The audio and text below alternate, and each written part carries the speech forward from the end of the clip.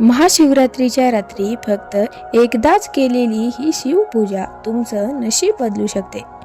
पण 90% लोक पूजा करताना 3 मोठ्या चुका करतात. आजच्या व्हिडिओमध्ये आपण जाणून घेणार आहोत शिवपूजेची संपूर्ण सोपी पद्धत, ज्यामुळे भगवान शिवांची कृपा तुमच्यावर नक्की होईल. व्हिडिओ शेवटपर्यंत पहा, कारण शेवटी मी सांगणार आहे एक खास उपाय जो फार कमी लोकांना माहीत आहे. तर पाहूयात आपण महाशिवरात्रीचे महत्त्व. ही रात्र शिव आणि शक्तीच्या मिलनाची रात्र. या दिवशी जप, उपवास, पूजा यांचे 1000 पटीने फळ मिळते. समुद्र मंथनातील हलाहल विष प्राशन कथा. शिव म्हणजे विनाश आणि नवसर्जन.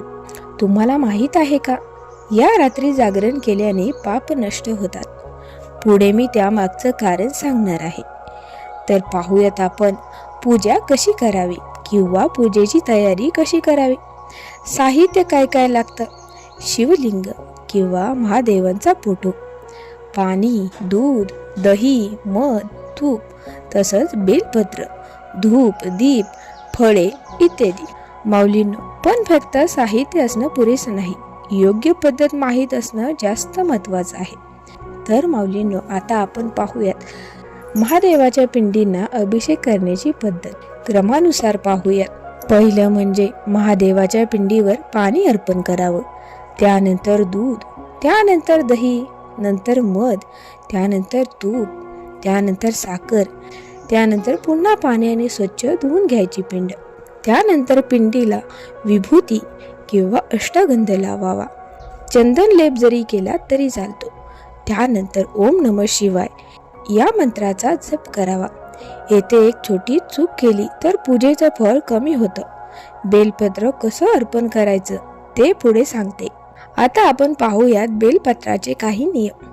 3 पाने असलेलं बेलपत्र घ्यायचं. ते उलट ठेवू नये, तुटलेलं नसावं याची काळजी घ्यायची आहे.